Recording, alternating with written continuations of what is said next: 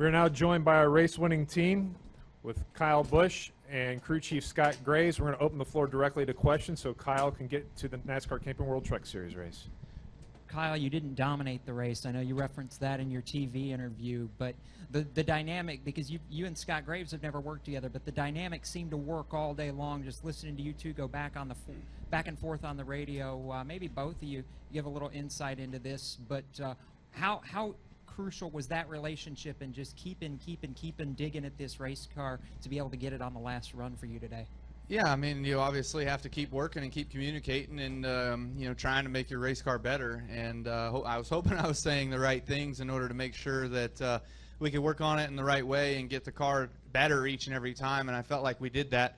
You know, Scott made some good calls on being able to get me the grip that I was looking for, whether it was rear, whether it was front. We kind of seemed to teeter-totter a little bit there today on that razor's edge of whether you had too much front or too much rear. So, you know, we obviously haven't worked together a whole lot, so we're still trying to build on all those things. And my tone over the radio about how loose I am and stuff like that, and the adjustments that he was making was right on cue, so it felt good. Additional questions for Kyle? Go to the stand. Kyle, I know you can't reveal what you learned, if you learned anything, but do you feel more comfortable after this race with going into tomorrow's event? A little bit. You know, it's kind of a refresher course, if you will, each and every year to run on Saturday to kind of get ready for what you need to know for Sunday. So it felt good to get out there, and I did learn a couple things that kind of I might have forgotten about and didn't have in my notes that helped me out today. So hopefully I can use those things in my Cup car. I wasn't using them earlier today in practice, but they can help me, you know, get the lines that I need to run a little bit better and keep the car underneath me more and get ourselves a good finish tomorrow. Kyle, go head off to the NASCAR Right, Camping thanks. World Truck Series race, and good luck. We're here with crew chief Scott Graves with the number 18 NOS Energy Drink Toyota for Joe Gibbs Racing.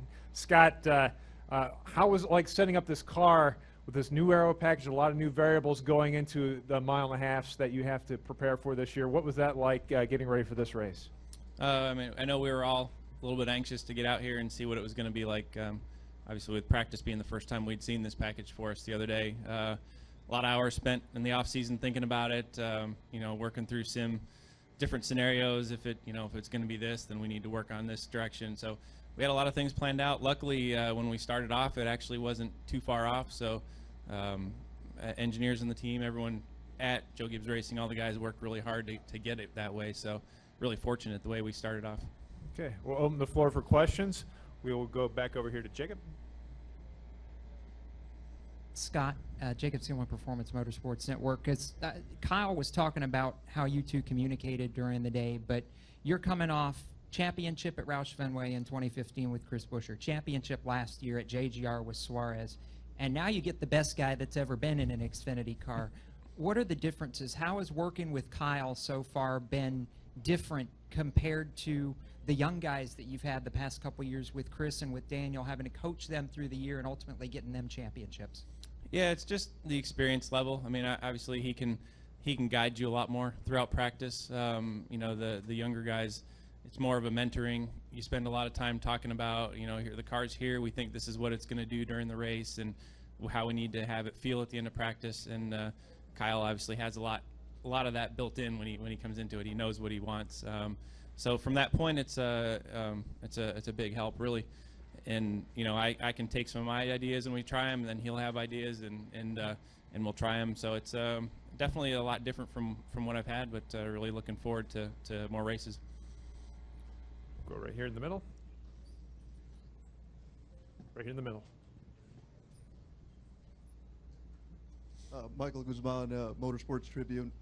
What are you, with the addition of the 41 and the 00, both Ford teams, are you noticing anything different about their performance out of the gate this year as compared to last year in 2016?